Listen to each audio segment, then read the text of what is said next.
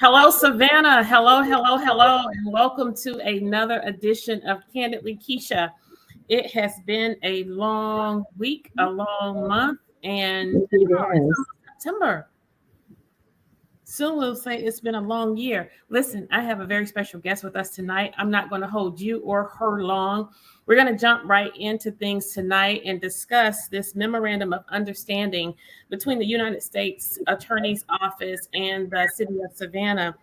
This was essentially an engagement that was entered into with a vote on council, a 5-3 vote on council to hire for the city of Savannah to hire a U.S. attorney. So several questions were raised. We had long discussions. Unfortunately, much of what has been reported and the manner of which it was reported did not essentially capture the essence of what we discussed on council. So what I want to do is just play for you some of the introduction and commentary that led to the ultimate passage of this item. And I asked our esteemed District Attorney of the Eastern Judicial Circuit, Ms. Shalena Cook-Jones, to stop by tonight to weigh in, but also to let us know how this will essentially impact her office and ultimately crime in our community. So without further ado, I also want to talk to you all about two more things after DA Cook-Jones leaves, and that's our ARPA funds. You may have some discussion about ARPA too, because that's impacted so many municipalities. And we also want to talk about the street naming item that was on the agenda for Senator Warnock. So stay with us. I want you all to like, and share, and let folks know that the district attorney is in the house tonight. I'm going to just play this introduction. And if you can hear it, let me know. But if you can't hear it, just wave and we'll just paraphrase some of this. So let's see what we can do. I want to say that my concern is and have some meaningful. Oh, that's not it. Final comment, Ms. Gibson Carter. I have a question, Mr. Bell. Okay, so let's go back to the agreement here. I want to say that my concern is less that I didn't receive any acknowledgement from you, Mr. City Manager, or from this administration. I'm accustomed to that. But my concern more is what I do all the time, and that is to make sure that our public, more than us as sitting servants of the city of Savannah, it is our position to be able to educate the public on what our decisions are and what the implications of those decisions will be. With that said, we are expending a resource of the city of Savannah for a particular item that affects our city, where the criminal justice system is concerned, where crime is concerned. If we are looking at tackling these issues from a proactive perspective, I could think of a dozen different ways that we can utilize that money to be proactive as opposed to reactive. You see, this resolution essentially calls us to be reactionary. We have a district attorney's office here in Chatham County that will do this work. And the efforts of that office are going quite well. I'm glad you pointed out the backlog, Alderman Palumbo, because we know that our district attorney, Shalena Cook-Jones, inherited a major backlog under the leadership of Meg Heap. And we also know that the pandemic exacerbated that backlog. As an advocate for rape victims, I would have much rather have seen those resources go to support efforts to strengthen the depth of our special victims unit so that we can identify, arrest, and prosecute rapists faster. You should understand that rapists are not recidivists. Rapists are recidivists, rather, and rapists are not specialists. They commit a myriad of crime. And so when we are utilizing the criminal justice system with regard to our investigative practices, we then recognize that we increase our opportunities to not only capture rapists, but when that data is put into the CODIS system, when that DNA is put into the CODIS system, we also identify people who have committed gun violence, homicide, who have broken into people's homes, who have stolen cars. We are taking a knee-jerk reaction, or a knee-jerk approach, I should say, where this item is concerned, because we cannot snow the public on this one. We have to be real with them. This is really confusing because the majority of the gun crime in our community are not federal offenses. The majority of homicide committed by citizens in this city are state charges. They're not federal offenses. And this further says that we who supervise this U.S. attorney, which makes it actually a personnel issue, Mayor Johnson, is personnel. And executive session is where you discuss personnel matters. 1/3. Okay, so the backstory is we had 5 days previous to council, probably 4 days previous to council, we were presented with this memorandum of understanding as an extra tool in the toolbox, to quote the city manager, to combat crime in our community. We know the most pressing issues facing the community where crime is concerned right now is the rising rate of homicide, particularly among young African-American men and boys who are victims, as well as those who are committing the crimes.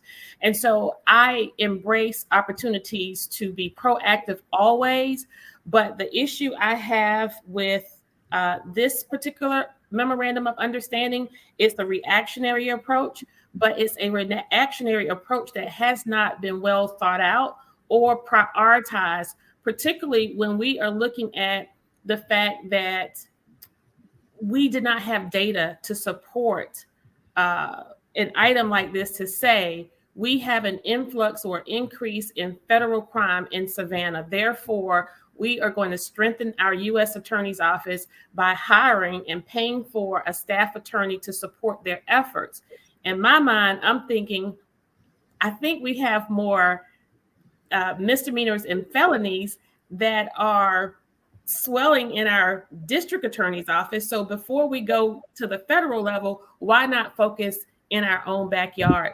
I want you to weigh in on this in terms of what this means for your office. I have a recording here where the mayor says that you were contacted in May. He states that he sent you a memo in May, and the city attorney said that he did not contact you. So let me just be quiet and let you weigh in here. Well, there's a lot to parse through, Alderwoman. And let me start by saying this. I am first and foremost an attorney. And, as the district attorney, I can't direct the city on how to spend its money or what it wants to spend its money on.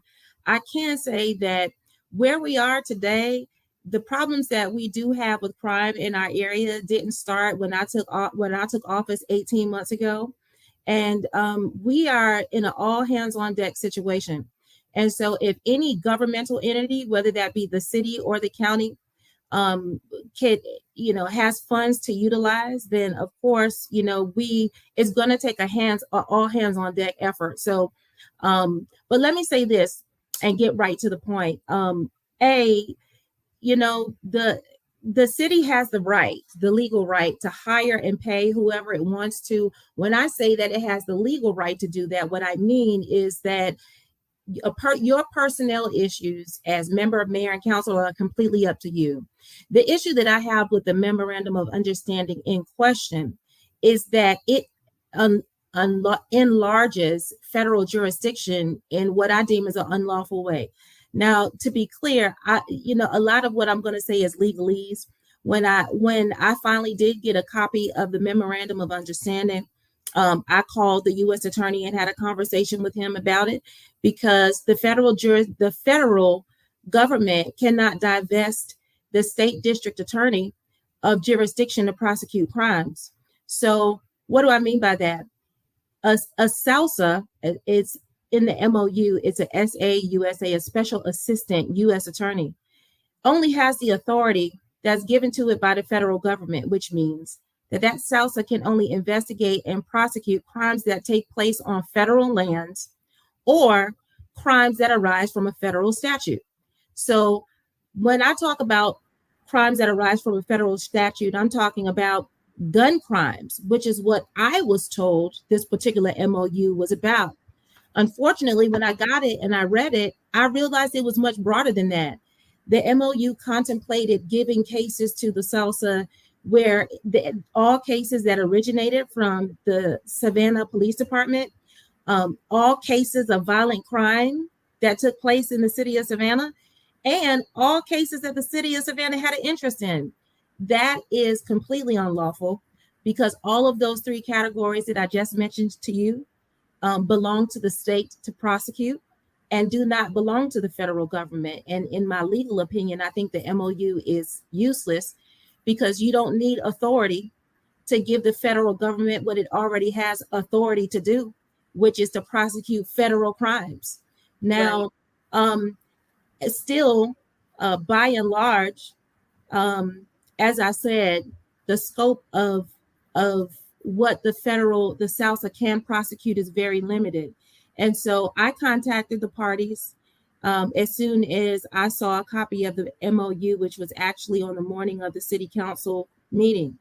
The matter had not been discussed with me. In fact, when I talked to the U.S. attorney about it, he hadn't even seen or reviewed a copy of the MOU. Well, and it's my understanding that they acknowledge that as far as they were concerned, this is just a draft. And so how our council passed a memorandum of understanding in a draft form is also questionable. But go ahead. Well, as I said, it was my understanding in my conversations on the day of the city council meeting. Again, I understand that the council meeting took place at 2 p.m. that day. I wasn't there. That it would not be signed, that at least it was my understanding. I'm conveying to you what my understanding of my conversation with the U.S. attorney was. He can certainly speak for himself. Was that particularly Section 3 that governs duties, responsibilities of the SAUSA, which is located on page 2 of that document, was really overbroad and could not move forward in that way. So after my conversation with him, my understanding was that that he was going to work on the language of that before it was represented or presented to mayor and council for a vote. I will say that I did contact the mayor once, the mayor's office, law office, once the MOU came to my attention to notify them of what I thought the issues were. And I did get a call back from the mayor's office after the fact saying that it's handled. Now, how the city manages its business is not my affairs. I only deal in prosecuting crime. But I thought that it's handled meant that it was going to be further worked upon, not that it would be presented to mayor and council for an actual vote. So I was very surprised to find after the fact that the MOU was voted upon and that it was passed in the form that I saw. And again, it's not, I don't want to speak out of turn, and I'm not criticizing anybody in any way. It would seem premature to put the cart before the horse to ask mayor and council to sign an agreement that wasn't executed, unless, of course, the finalized agreement was going to be presented to mayor and council at a later time. Of course, I don't know that because I don't govern the city's business. But what I will say is, I did have a conversation with the mayor on the day of his press conference. And in that press conference, he did notify me that the Clark family, whose son was slain on Savannah State's campus, did raise some concerns at that press conference, his regular Tuesday press conference. He did not mention to me during that call that what prompted that conversation was this issue of this new federal prosecutor's position. Again, he's under no obligation to notify me of what the city does. He does not need my permission, as indicated by the fact that I wasn't included in the agreement and wasn't consulted about it. But I don't want the public to be confused about the scope of this MOU, and I don't want them to be confused in any way by thinking that the federal government is going to come in and prosecute state crimes. In fact, that's absolutely not the case. Both, and I say that as a matter of law, and I say that as a reflection of my conversation with the U.S. Attorney about the matter. Right. And I want to ask you a question. You did a great job in laying the foundation for what constitutes federal jurisdiction. Sure. In your experience and in your day-to-day work, as I stated, I found problematic that we did not have any data or statistics to support this particular item as a tool in the toolbox. In your experience every day, crime in Savannah, what percentage of crime in Savannah represent state charges versus federal charges? Do you think would you say it's 90-10? Is it 80-20? Is it 70-30? Just a rough estimate. That's a very good question, Alderwoman, and that's hard for me to answer because I'm not in the U.S. Attorney's office, so I do not know what their caseload looks like. I will say in my conversation with U.S. Attorney Estes that his representation to me was that this came about as a result of a conversation about the mayor asking about how we can crack down on federal gun crimes, and I understand that the way that he represented that conversation to me was that he has 14 U.S. attorneys and he has 38 counties to cover. Right. That is a large stretch of land. You got to remember that the Southern District of Georgia is very vast and includes 38 counties. So if you think that we're having difficulty prosecuting crime that occurs just in Chatham County, even his federal prosecutors are spread thin. So right. I think that was probably the impetus to try to direct some resources there. And I get that wholeheartedly. And this is what I want to say so people don't have the wrong idea that I think this is wholly a bad idea. My issue is how it was prioritized and the lack of communication with our district attorney's office. In this very council meeting, the mayor stated that he sent you a memo. I would imagine that a memo, this item constitutes more than just a memo. I think you pick up the phone or have coffee, lunch, or tea, or have a face-to-face meeting.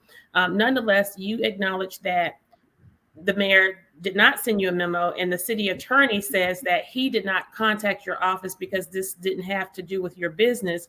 But from where I'm sitting and the messages that I received on our alerts where crime is concerned, I would say, just from my position, the vast majority of the crime committed in this city fall under a state level purview, not federal. Well, and so I would say that you're right as it relates to state jurisdiction. And I think that everybody has heard me say over and over what our backlog is and the state of crime in Chatham County. Let me say this. I wholeheartedly believe, and I have said this since I've taken office, that crime is everybody's problem. Public safety is everybody's issue. And it's going to take everybody's resources across the board to really make a dent in what we're seeing. Even though ARPA funds came along and said that it was designed to help with backlog relief and the cloud system, there has been a saying since the beginning of time that the wheels of justice turn slowly. And when I took office, that's why I said that one of my goals was to create a criminal justice system that operates efficiently, equitably, and effectively. Because the longer a case stays in the court system and lingers, the longer we delay justice, the longer it takes for victims to get their day in court. And cases don't get any better the more clogged our system is. It is going to take every segment and every silo of the criminal justice system to pull resources together in order to fix this problem. And so to that end, I will say this. I have made several attempts to have a one-on-one meeting with our mayor. To date, I have not gotten a one-on-one meeting with him. I know that he's very busy, as we all are very busy. And I'm hoping that one day he will make time to meet with me over lunch to talk about the issues that concern our shared constituents. As to a memo that was sent to me in May, that is not the case. I have not heard from the city manager, Mr. Melder, and the police chief, Mr. Mentor, and the mayor and I have sat down to talk specifically about shootings and officer involved shootings that have taken place in our jurisdiction. We have not talked about any MOU or any proposal about the creation of a SALSA position to treat this issue. More importantly, I would like to point out that in November of 2021, my office did send a request for help to the mayor, to the city manager, to Mr. Massey, and through Alderman Palumbo to have them consider using some of the millions of ARPA dollars that were given to the city to share some of those resources with us so that we could, hire prosecutors, hire victim witness advocates, put more manpower in the court We system. never got any of that And- information. That was never shared with us. Okay, well, I have a copy of that. It was provided, it was sent, it was emailed to the parties that I named. It's dated for November 21st. And the word that I got back was that it was dismissed out of hand. So to know that the city has these resources available and would not assist in on the state level. The other thing I want, that I want to make clear is that when we came into office, we established the ROC, which is the District Attorney's Racketeering and Organized Crime Coalition. And that is a coalition that's made up of several law enforcement agencies, community activists, and it also has a legislative arm. We invited the mayor to participate in that.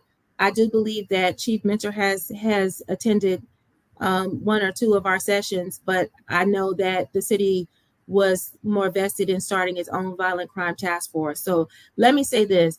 I am in no way do I intend for this to be a aha gotcha moment. I really believe, I say this because for two reasons. The first is oftentimes there are a lot of things that circle around in the media and people want their ears tickled, but they don't want to listen to the issues. Mm-hmm. And what I found is that larger circuits, often newspapers, they want to get stuck on rubrics and backlogs when we are fighting real issues in our court system. Before people say, yes, we do have problems, but I want our Chatham County citizens to know that since April of 2021, as soon as these courts open, my prosecutors have been trying murders, sexual assaults, aggravated assaults, child molestations. In fact, just 2 weeks ago, our office won 3 separate cases: a child molestation, an aggravated assault, and a murder. We sent that out for a press release, and for whatever reason, the press outlets didn't want to pick that up. But they do want to talk about things being soft on crime. And so what I want our citizens to know is don't be fooled. My greatest desire is to make sure that I can get out into the communities and educate people about the issues and what's going on. Listen, I don't lay blame on anyone. We've got to do a better job educating our communities and educating our public about the full scope of the issues. And the only way for them to be able to make real informed choices is for them to hear from all parties and stakeholders at the table. So I would just ask, while none of us, we're all sovereign, we're state elected officials or city elected officials, and none of us are required to talk to any of us. But my hope would be that if we want a better tomorrow for our citizens, we would invest more time in being collaborative and having collective conversations that will increase public safety for everybody. Right. Well said. Well said. And what we want to recognize, my position is to do just that. And that's why I asked you to come on tonight. And I appreciate you taking time out of your schedule to share, because when narratives are formed in one medium and not shared in others, people get confused. And when we have information like this going out through our airways and you attach victims and families to this issue, and you mentioned the Clarks, and I just want to say as always, my heart goes out to the families who have lost loved ones to senseless gun violence. And I had a conversation with the Clarks who lost their son on the campus of Savannah State University. And they're grasping and pulling and drawing for answers. And I'm hoping that we are coming closer to helping them get those answers. But to have that family stand there in a press conference as we are presenting this memorandum of understanding with the United States Attorney's Office, as if this office that is identified or defined within this document could help that family, I think was disingenuous. Well, and and just not very compassionate. We cannot politicize and sensationalize people's pain. right. And what I want the public to know, that when it comes to tackling crime, when it comes to tackling gun violence, we must first tackle poverty. Yeah. We must first do something about the structural issues that feed and lead to crime. And if we are not doing this work in tandem, we are doing a disservice, and we're creating this position. The price tag on this item is $100,000. There's so much that is not fully identified here in terms of what the public's money is being spent on and what the public is being led to believe. Right. Let me jump in, Alderwoman, and say this. I think that what's going on here is not, perhaps it's not unique to Savannah. I am willing to extend that and say that the people of this of our country are dying because there are folks who are more invested in politicizing issues than they are in dealing with the root of the issue. And every time I have a victim that comes to that courthouse, I treat them with the same level of dignity and respect. My heart goes out to the Clarks, also the Christopher Starks family, and so many others who have slain children and the murders have gone unsolved. And I spoke to the Clark family, Mr. Frazier and Miss Medea Clark, soon after I took office, and I sat across from them. I met with her once, and then I met with her and her husband. I've talked to them several times by phone. They've contacted their victim witness advocate to see what can be done. And I received a call last week that they wanted to speak with me. I reached out, I called them back, and just as late as Friday, they were outside the courthouse, picketing and holding signs. And I was on my way to another meeting, but I crossed the street to meet with them. Why? Because when I see them, I don't see politics. When I don't see them, I don't see Republicans or Democrats. I don't see black or white. I see a family that lost their son and they want answers. They are grieving. And so I think that as politicians, we also have to have a heart of compassion. But born from that heart of compassion is also being honest and transparent and telling them the truth. And that is this: there is no evidence in my office that would have supported a charge for murder against the defendant.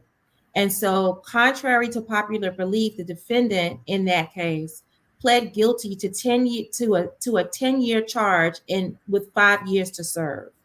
So for them to say that, or anyone to say that nothing was done or that this family was overlooked, people have to realize that convictions are based on evidence. And the truth of the matter is that there were witnesses who were there, who could have come forward. I believe that there are people in this community who know what happened to Khalil Clark and the others like him who were slain and whose murders go unsolved. And that is why I opened a cold case unit, so that if ballistics come out later that would identify a shooter, or if a witness comes forward and gives me additional evidence or reason to open up an investigation. But let's be clear, I am a prosecutor. If further investigation needs to be done by Savannah State Police, by Savannah Police, by the GBI, I have told the Clarks, and I will say this on public record, I will loan one of my investigators. If we can get all of those entities to the table, then we can stop pointing the finger at each other and do the investigative work that really needs to be done to reopen their case if there's legitimate evidence out there. And I spoke to them, and he did tell me that you offered an open door to say, get us all in one room. And he has been trying to reach out to the mayor to get our police chief or our police department, to get Savannah State, to get everybody in the room to give this family the answers. And if there is evidence, whether it's lost, hidden, or never talked about, that needs to be discussed in the room. And that invitation is out there. I want Savannah State to know. I want the mayor's office to know. I want GBI to know that this family has asked for a meeting with everyone. And the DA, Shalena Cook-Jones, has agreed to meet with you all. Yes. And I think they are at least deserving of that. Yes. So Chris DeMarco from the GBI, we are colleagues. Walter Rainey from Savannah State, Chief Gunther, Mayor Johnson, I will bring my resources to the table. And if there are any leads that need to be investigated, let's do the work instead of pointing fingers. I'm all here for it. I want our communities to be safe, because the truth is, it's Khalil Clark today, but it could be any one of our children tomorrow. And if I were them, I would want the same answers they're seeking. But I want them and the community to know, I'm here to help you. Give me the evidence that I need. And I've offered them this also. This offer is still open and still stands. If that family wants to do a press conference and ask the community members to come forward with the knowledge that they have, I will do the press conference and stand by them. Because if we want crime solved, and we want shootings to stop, we have to have people to testify. It's that simple. Right. We can't point the finger at each other. If we are not helping, we're part of the problem. So let's stop it and put an end to gun violence for real. Well, we appreciate that. And I am so grateful for this opportunity to share my platform with you. Thank you. I'm excited. I'm going to jump the people a little bit. You know how they jump the people in church? We're going to jump the people a little bit and just let them know that soon a platform of your own will be forthcoming, because you, like me, we struggle for whatever reason to get messaging out in the airways that's consistent with the real work that we're doing. Wherein individuals would rather major in the minor things and focus more on personalities and drama, and it doesn't do anything for the greater good of our community. So I want to encourage you. I want to encourage you and caution you. I want to encourage you, and I'm so excited, and I'll be looking for your platform. But I want to caution you, don't do it every week. Well, listen, once every 2 weeks or once a month, or get somebody else to come on with you, because it is, when you're serving at the level of which we are serving and giving, it's a lot. It's a lot. And I think by the grace of God, we make what we do look easy. And the curse of African-American women, the curse of women, female leaders, is that we make what we do look too easy. And when we make it look as easy as we do, we become easy targets. Well, I do. And I want to address that because you raised it. There is a full-on attack against Black female leadership across this nation. And when the president of the United States can say on CNN that these Black female prosecutors are mentally ill and need to be put out of office, this is where you have legislation like the prosecutorial oversight bill. And so for people who label us as progressive, I understand that we are all resistant to change, but the world needs to know, don't be so convinced by the sound bites that you hear. We are out here, we are doing the work, we are doing the groundwork, and we need your support and your listening ear, because it's time for change in our nation and in our county. And so we owe it to our constituents to be on the front lines. We were called to this, and we'll complete the assignment that has been given to our hands. So thank you for having me and for giving me a platform to voice all of this when I've had so many doors closed in my face. I'll talk to anyone who will listen. So thank you for having me tonight. Well, just remember, somewhere in Ecclesiastes, it states the race is not given to the swift or the fast, but to she who endures to the end. Yeah. Got this. Well, thank you, Alderwoman. Remember, Jones for Justice. That's what I'm about. You'll be able to check us out on our official Facebook page by the end of the week. So I look forward to tuning in with you and having more informational discussions like this. So you take care. Keep up the fight. Thank you so much. Thank you so much. All Have right. a good night. Listen, we're so happy that you all have tuned in tonight. We want you to continue to like, and share. This was some important information. I don't know that we did much justice for this particular item, this particular topic. And again, I want to be clear. I embrace any opportunity there is to combat crime in our community. We need it all. But what we need, more importantly, is for these items not to be politicized. And further, we need to prioritize, because when we are prioritizing these efforts, we are then being better fiscal stewards over our resources. I want you to keep your eye out for just who is selected as this U.S. attorney, because I think there is some backdoor maneuvering going on. It's political season. This is the season of politics. Remember, we are amidst major campaigns coming up in our locality as well as across the state. And so we do not want your tax dollars to be used and abused as individuals are seeking office.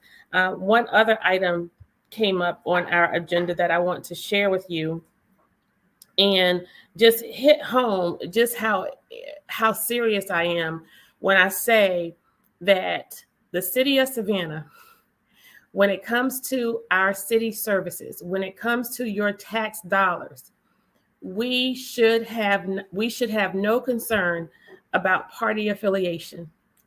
We should have no concern as to whether it's male, female, black, or white. What we should be most concerned about are those things that are consistent with us living in harmony and community, as well as being able to harmony in community, as well as making certain that your tax dollars are being used for its intended purposes. And so here we had an item on the agenda to rename a street near Caton Homes after Senator Warnock. Now, let me just have you listen to this. This is right after the item was presented. And have some meaningfulness behind these street names, we need to do so. That's all I got to say about it, Mr. Mayor. Thank you, Alderwoman Gibson Carter. Mayor Johnson, I want to remind council that we are amidst an election season, particularly for the office that Senator Warnock is vying for. And while everyone has their preference, I caution us in using this platform to push forth anybody's political campaign, because it's just not fair to anyone. In addition, I also want to, so that's the timeliness of it. And have some meaningful. That's all I got to say. And while everyone has their preference, Senator Warnock is vying for. And while everyone has their preference, I caution us in using this platform to push forth anybody's political campaign, because it's just not fair to anyone.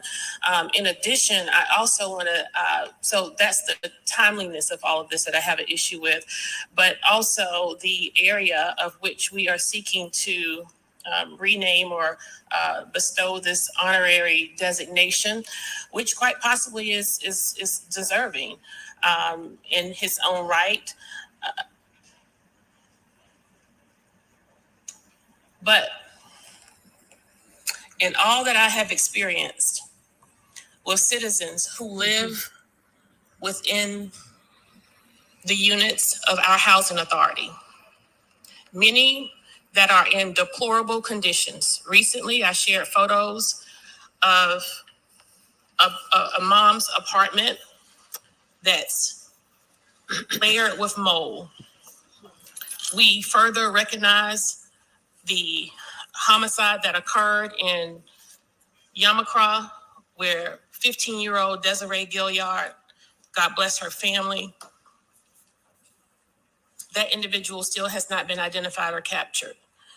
Then I look at the greatest atrocity that occurred in this nation, where over 400 individuals were sold into slavery, ripped from their homes,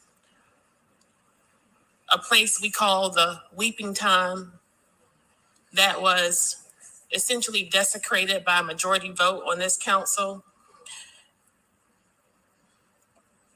I would be remiss if I didn't mention all of that, because the people who are being impacted, adversely impacted by this, they're watching and they're seeing the decisions that we're making.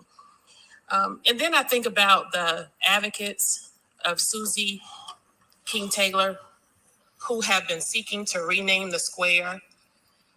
And they've been doing that for over 2 years now, and how this item at this time gets ahead of that.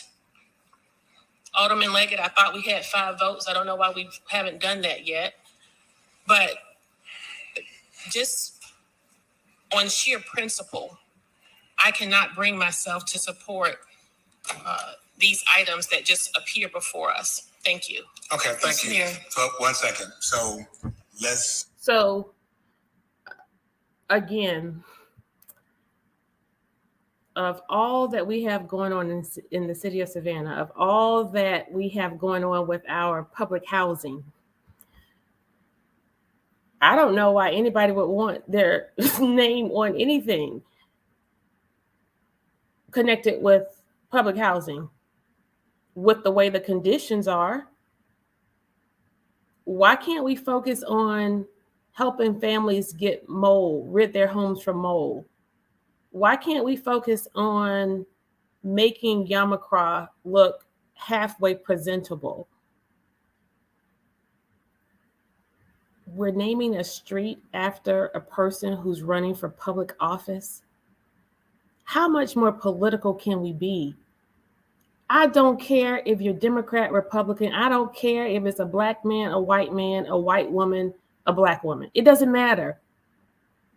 This is the type of behavior that takes place under the Gold Dome. We are consistently and constantly politicizing opportunities and overlooking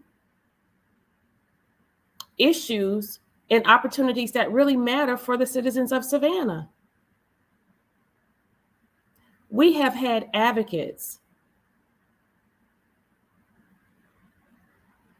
for the efforts to rename the square, to rename Calhoun Square. Susie King Taylor. They have checked all of the boxes. They've taken all of the necessary steps. They have been petitioning this council in excess of 18 months, almost 2 years. And somehow, y'all know it takes 5 members of council to get something on the agenda. I have no idea how this renaming of a street after Senator Warnock came about. I don't know how that became priority in Savannah, Georgia during campaign season. We have to take better responsibility as leaders. We have to exhibit better ethical standards where it comes to governing in these offices. And we have to prioritize by putting our people first. Hijacking our legislative process and making it our own and creating opportunities for our own agendas is not the order of the day. So I had another video here. I think this one was related to the U.S. Attorney's Office. Let's see. That the language in this is very loose. Across this nation, where Black and brown people are concerned, we know that there are huge trust issues where the criminal justice department is concerned. We should not be entering into lightly an engagement that could essentially change the trajectory of people's lives who commit any crime. I am a criminal justice major. I've worked in the system for decades. Okay, so here again, you don't see these clips on the news. They don't capture this. And if you looked at the article done by Savannah Morning News, the reporter that was in chambers the whole time, oftentimes there are reporters in chambers for 2-3 hours. And how they only come up with the sound bites that they come up with, I have no idea. How they only come up with the pictures, the photos that they come up with, I have no idea. But what I do know is that there is a consistent effort to tell you a vision, to frame a narrative that keeps you confused. Now, this meeting was probably every bit of nearly 2 hours. It's a lot. It's a lot to ask citizens to sit through. It's a lot to ask people to wade through. But guess what? I'm sorry, Savannah. This is not the time to be lazy. This is not the time to be disengaged. And this is not the time to be uninterested. What I'm saying to you, the stakes are high. The stakes are high now. There is coming a time really soon, if something doesn't change in this city in the next 2 to 4 years, I don't care what your race is, your gender, or your political affiliation. There is coming a time where people who were born here, raised here, grew up here, graduated school here, got married here, you're not going to be able to afford to live here. So a lot of what's happening is by design. There are efforts of individuals who are working overtime and double time to change the demography of Savannah. If you don't believe me, stay on the sidelines. Stay on the sidelines and watch what happens. Or you can participate in this process. I have one vote and I have one voice, where individuals have been trying to silence it from the day I decided that I was not selling out and that I meant what I said when I said I was not for sale. No, I didn't go to the fundraiser where they retired my debt. I didn't have much. Right. Y'all remember my opponent raised almost over $200,000 and I barely raised 20 because money doesn't vote. You do. But I need you to do more than vote. And I need you not to wait till the election season to vote somebody out of office. You need to make people who are in office do right now. I don't want people to continue to lose their lives. I don't want people to continue to be forced out of their homes. I don't want individuals to continue to work low wages, pay higher taxes, just so that I can prove a point to make it into office. It really and truly is not that important to me. Winning in the next election is not that important to me if I cannot do it with the assurance that we have people who are going to collectively come together, challenge the system, and challenge her now.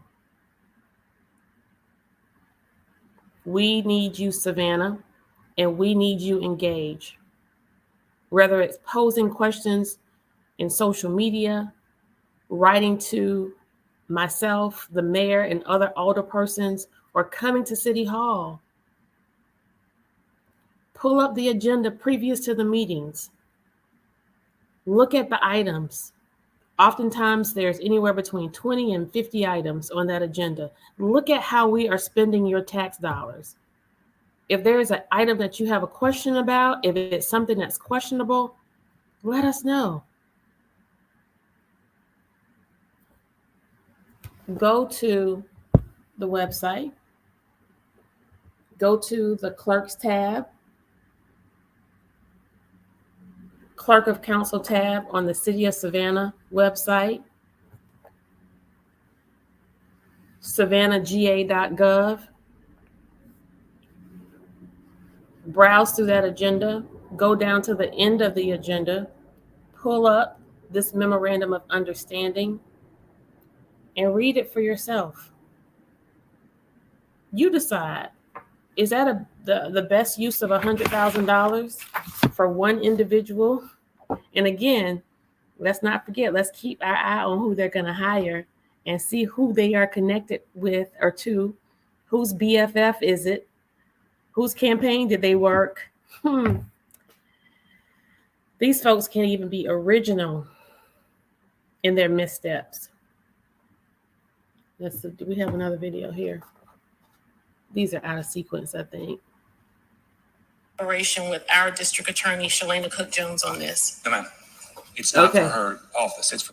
Okay, this is me asking the city attorney if he, right,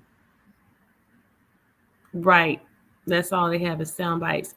If he consulted with the district attorney, Shalena Cook-Jones. Let's listen to this. With our district attorney, Shalena Cook-Jones, on this. No, ma'am. It's not for her office. It's for the U.S. Attorney's Office. Okay, so we have one of the chief law enforcement officers of Chatham County, and we did not collaborate or consult with her as we are seeking to engage into this. This is going to affect her work tremendously, quite possibly in a positive way. So I think it would have been worthwhile to just at least share it with her, to inform her. Mr. Attorney. Yes, ma'am. I understand your point. I don't agree. Okay. I don't agree, but I understand your point. It's just a different office. Mm-hmm. Okay. I also want to acknowledge that in this agreement, it acknowledges that we would have the prerogative as to somewhat cherry picking who in what case. Okay. Yeah. So that's what I'm going to do. I'm just going to bring it to you all. I need you to come with me, though, because it gets exhausting recording this stuff and then trying to send it to the producer, because I always send it late and then get it to you. But this is not what they report on. They don't report this. They don't capture our commentary. They don't capture the fact that oftentimes it's not a majority vote half of the time. Most of the time on these major issues, it's a 6-3 vote. Myself, Alderwoman Blakely, and Lanier are generally dissenting on behalf of the people. But I digress. Pay attention, Savannah. Pay attention. We are in deep battle.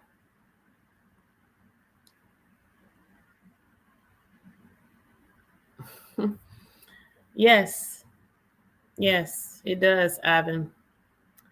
It really does. And there was a question by Ms. Roberts about the districts, first district, and how does Yamacraft Village moving from first district to second district impact the voting base? It's all by design. It's all by design. Because guess what? You all know what what District 2 is. District 2 is now the entertainment district, right? District 2 is primarily our downtown corridors. And if they now are folding in Yamakra, Yamakra wasn't good enough for District 2 before, right? So I was in District 1 with the West Side. But now there are big plans for Yamakra in District 1 and District 2. So why not snatch her up there? Pay attention. Pay attention. I'm not sure how many short-term vacation rentals exist in the 2nd District, Rebecca, but we do know that that ordinance or the lack of an ordinance initially when these short-term vacation rentals were allowed preceded rules and guidelines that would foster equity and balance so that we can maintain harmony in neighborhoods and balance that with people being able to earn a living. But right now we have far too many short-term vacation rentals that are owned by people who don't actually live in Savannah. And so that becomes problematic when you don't have folks with boots on the ground near their properties and individuals come in and cause issues in neighborhoods. And then the other side of that is we do not have equity when it comes to allowing these opportunities for other communities. So there's a lot of work to do. That's huge. A lot of work to do. That would have been a good workshop for us to have, but unfortunately, it's been decided that we will not have any workshops for the rest of the month. Yes. I don't think journalists have much integrity these days. They just are talking heads and they do what they're told and they can't exercise their own thoughts and their own mind. I realize they have to do what they have to do for their livelihood, to pay their bills, but that's a miserable way to live, a life of lies and deceit, particularly when you live in a community. I think a part of the problem with our reporters and journalists is that a lot of them do not live in the city of Savannah. So they are not as impacted by a lot of what the decisions that are made here. They just report on it. I also want to say that going on right now, we were asked to submit names for a police chief search to tell the city manager or whomever who or what it is we would like in a new police chief. Previous to asking that question, I think the question should have been, do we need to engage in a national search for a police chief? And I think the vast majority of us would have probably said no. At least I know many police officers think that we should keep who we have. And while I have concerns about one of the assistant chiefs, not Mr. Adams, with regard to some extracurricular behaviors, I think the selection of the police chief and the assistants is where it would allow for our police department to heal. I don't know if many of you noticed, but since the departure, or I should say, since the transition and the arrival of the new interim police chief Gunther, since July 29th up until probably this weekend, we had no shootings when we were experiencing a shooting or two every single day. Yes, Ms. Jones, I think you're right. Everything we need is in the house. We do not need to expend another $100,000 to bring somebody in from another state who will possibly come in their attempt to make the department their own. People will get overlooked and passed over again, thereby contributing to the low morale, so forth and so on. And so how unfair and undignified it is to ask your sitting chiefs of police and assistant chief to tell you who and what it is they want in a chief of police. If I were them, I would just say, I want myself. Right? I want myself. I want myself. And so I want to remind you all that you elected representatives, council representatives. You did not elect the city manager. You did not elect the city attorney. But these individuals, along with the mayor, make all of the decisions. And we have no say or no control because we are in the minority. And that's why we are oftentimes unable to put forth agenda items and recommendations that would be progressive and move the needle a little faster where a lot of these issues in our community are concerned. And so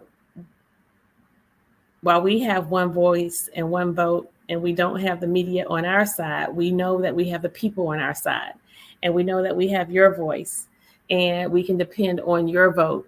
And so going forward, we just want you to pay closer attention and do me a favor. The next time something is reported from our administration or on the City of Savannah website, even our own staff, our media staff, they get it wrong oftentimes as well because they have to do what they're told. I get it. But I want you to pay attention to what's reported. And then I want you to actually go back to the meeting and watch that portion of it. And if you pull up the agenda, you can kind of follow along and it'll guide you as to like what part of the meeting it's in so that you don't have to watch the whole meeting. But when you watch the meeting for yourself and then you remember the news account or you remember or you read and balance that with what they put in the paper or in some of these news publications, you will find that is very different, very different. And your assessment with regard to how we serve and what we say would be very different as well. So listen, that's enough. That's enough. Did I answer everybody's question? I was trying to like pay attention tonight a little bit. I want to thank y'all for following us and sticking with me. We want to encourage you to stay engaged. And tomorrow, District Attorney Shalena Cook-Jones will be on Alderwoman Alicia Miller Blakely's show. She will probably go more in depth about this memorandum of understanding. So between tonight and tomorrow, read the memorandum of understanding, listen to her tomorrow, and again, get it for yourself, because we do not want them to continue to tell you a vision. Listen, unholy trio. I like that, Ivan. Yes.